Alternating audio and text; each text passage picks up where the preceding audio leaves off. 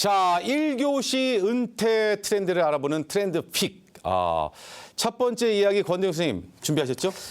통계청 자료에 의하니까요. 농림어업 총조사라는 걸 했습니다. 네네. 여기를 보니까 전체 농가 수는 줄어드는데 우리 은퇴자들의 귀촌 또 귀농이 늘면서 도시농부가 계속 증가하고 있다라는 그런 통계가 있었습니다. 도시농부요? 예. 죄송합니다만 도시농부는 그 주말 농장을 하시는 분들의 개념인가요? 아니면... 그렇습니다. 일단 도시에 주거가 있고요. 네. 네, 농촌에서 농사를 짓는 분들, 네, 거의 한 반 정도 이렇게 농업인이다 이렇게 보실 수가 있겠습니다.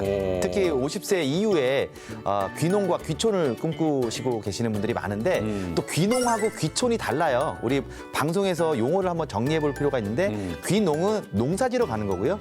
귀촌은 촌에 이사 가는 겁니다. 그래서 귀농은 농업을 반드시 수반해야 되지만 귀촌, 시골에 이사 가는 거는 농업을 수반하지 않아도 된다. 이 부분은 우리가 한번 구분해 놓고 귀농과 귀촌을 바라보면 좋겠다 말씀드리고 싶습니다. 그러니까 사실은 요즘 집 주변 근처에 이제 농업을 조금 이렇게 농사를 짓는다. 그 아직 뭐 큰 농사는 아니지만 소소하게 이제 시작하신 분들이 좀 늘어났다는 얘기죠. 그렇죠. 그 도시 농부라는 말 그대로가 도시의 생활을 하면서 농사를 짓는다는 얘기잖아요. 이 도시 농부로 해서 여전히 꾸준히 많이 가는 곳이 1위가 경기도에 다 있더라고요. 경기도에 예, 결국은 경기도인데 네. 1위가 화성이고요. 네, 네. 2위를 보니까 남양주가 상당히 커요. 아시겠지만 네. 여기가 도농 복합도시로서 굉장히 가로로 깁니다. 남양주가. 그래서 아파트도 많지만 또 농사를 짓는 곳, 배밭 뭐 이런 것들이 많이 있죠. 또 서울하고 많이 가깝고요. 그리고 3위가 보니까 김포입니다. 김포.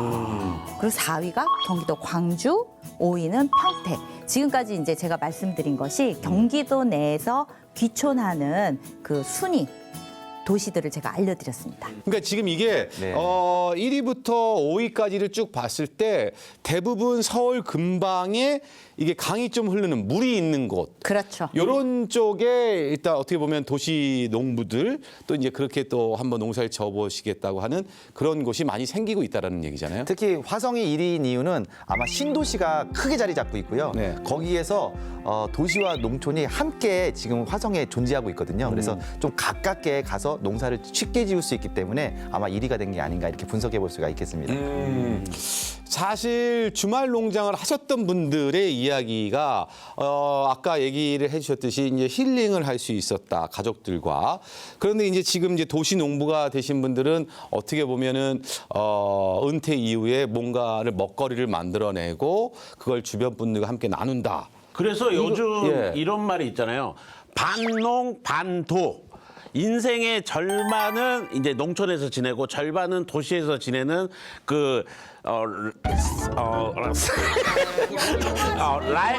제 영어에 좀 약해요. 라이프 스타일이 요즘 인기가 많은데 제 주변에서 보면 요즘 바뀌어서 평일에 농촌에서 그 수도권 쪽에 농장에서 일을 하고 주말에 도시에서 보내는 이런 외식도 하고 이런 분들이 많아요. 네.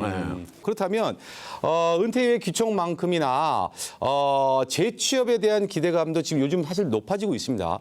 정부가 그 고령자 고용 정책을 마련했다는 얘기가 있습니다. 네, 이건 그래서 제가 두 번째 픽을 또 준비를 해봤습니다. 저희 부모님 세대죠. 베이비붐 세대의 은퇴가 한창인 거 알고 계실 거예요. 베이비붐 세대 하면은 굉장히 인구수가 많죠. 예. 대규모로 몰려오는 이 은퇴에 대해서 정부가 대응하기 위해서 또 정책을 내놨는데 바로 고령층 고용을 활성화하는 정책이었습니다.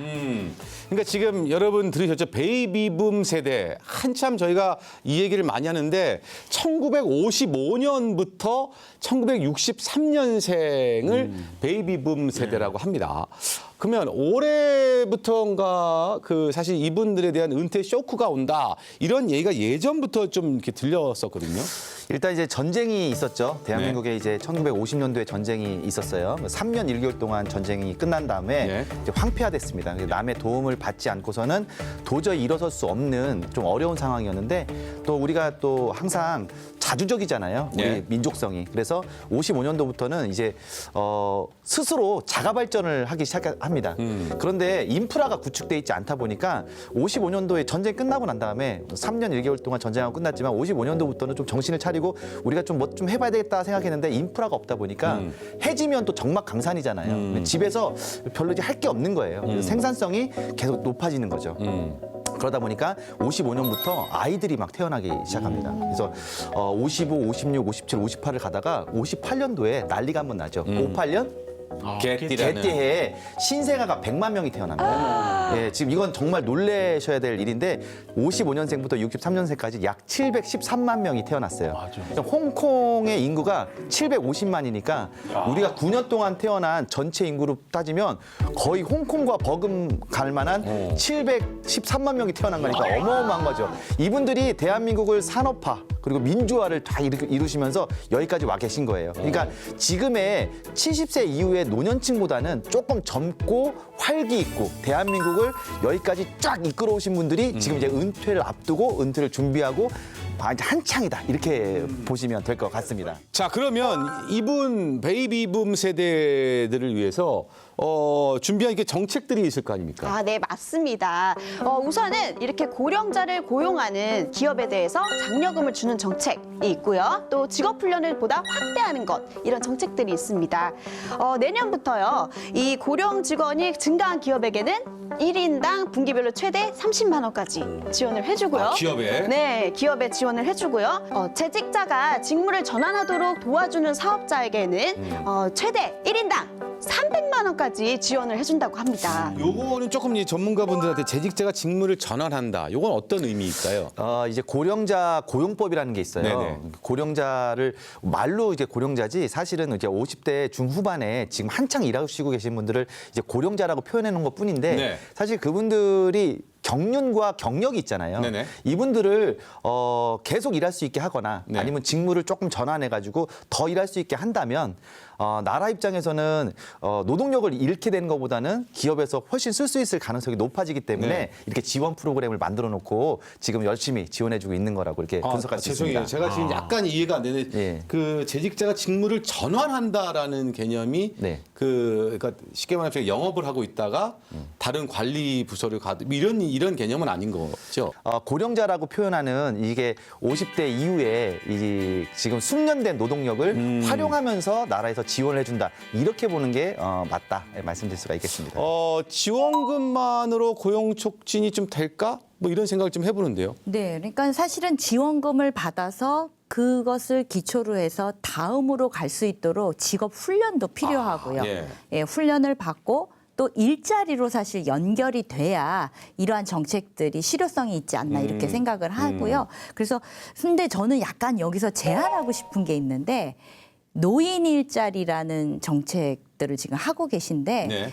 대부분 이 이야기를 나누다 보면 노인이란 일자리에 방점을 찍으면은 관심이 가다가도 앞에 노인이라는 말 때문에 약간 주저하시는 분들이 꽤 있습니다. 예, 맞아요. 예. 그래서 저는 정말 은퇴 세대가 노인이라고 규정을 하기 전에 그 좀 다른 좀 신선한 다시 한번 내가 뛸 수 있게 하는 단어들을 만들면 좋겠다. 일자리 앞에. 왜냐하면 그 단어에 묶여가지고 그곳을 오지 않는 분들이 생길 수 있기 때문에 그리고 혹여 들어오더라도 나의 자존감이 좀 떨어지지 않을까. 예, 근데 신중년이라는 게 개념이 굉장히 저는 마음에 들었어요. 네, 맞습니다. 네. 그런 어떤 이 일자리를 위해서 다시 퇴직을 하고 오시는, 은퇴를 하고 오시는 분들이 조금 더 활력적으로 움직일 수 있는 네이밍이 되면 좋겠다. 이런 제안을 저는 좀 하고 싶습니다. 60대 분들 만나보지만 아직 50인 줄 알아요. 아, 그럼요. 예, 아주 건강하고 예. 또 경력도 있고 네. 또 연륜도 있기 때문에 그분들을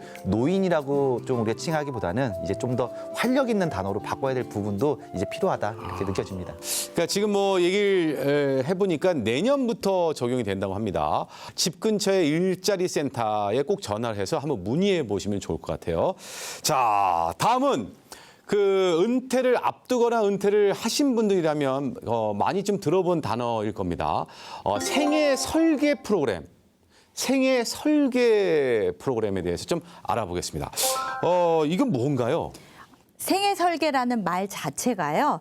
사실은 우리 생활 주기마다 있어야 될 중요한 이슈들이 있죠. 거기에서 건강 중요하고요. 재무, 사회적인 관계, 그리고 직업과 경력, 우리가 지금 일자리에 대해서도 말씀 나눴듯이, 그리고 이제 자원봉사를 하고자 하시는 이 신중년들 참 많습니다. 왜냐하면 내가 그동안 사회에서 받은 것들을 다시 누군가와 나누고 싶다, 이런 생각들 많이 하시거든요. 그래서 자원봉사, 또 나는 여전히 평생 배워야 한다 생각해서 학습과 자기개발, 그리고 이제 나에게 조금 남는 여가 시간들을 어떻게 보낼 것인가, 그리고 주거에 대한 이런 전반적인 주요 분야에 대한 목표를 설정하고 이를 달성하기 위해서 계획하도록, 구체적인 행동을 계획하도록 하는 것이 바로 생애 설계와 관련된 것이고요. 그러니까 이게 건강보험을 지금 내시는 분들은 40세인가 41세에 생애 첫 이제 그 검사하라고 오잖아요. 네, 맞습니다. 그런 어떤 생애 첫 경험, 뭐 이런 처음 하는 것, 이런 개념으로 받아들이면 될까요? 예를 들어 보면 생애 주기별 교육이니까 네. 생애 주기상 우리 주현정 씨는 어디에 속하냐? 앞으로 가정을 이루고 아이를 낳고, 여기도 이제 나라에서 지원을 해주는 프로그램이 있겠죠. 내가 이제 결혼을 하게 되면 내가 뭐 다 준비할 수 있지만 나라에서 준비해 줄 수 있는 부분도 있을 거고요. 육아를 하게 되면 내가 다 할 수 있겠지만 또 나라에서 지원해 주는 부분이 있습니다. 그런 부분에 대한 이제 준비를 해줄 수 있는 게 청년기, 뭐 이렇게 이제 생애 주기별 지원이 있고요. 또 중장년으로 가면 앞으로 은퇴를 좀 앞두고 있잖아요. 그래서 건강과 관련된 거, 그다음에 앞으로 제2의 직업과 관련된 거, 이런 게 있는 거고, 은퇴자를 위한 또 생애 주기별 맞춤 교육이 있다. 이렇게 해서 바라보면 좋겠다 말씀드릴 수 있겠습니다. 네, 여러분 미리미리 준비하셔야 됩니다. 자, 지금까지 트렌드 픽이었습니다.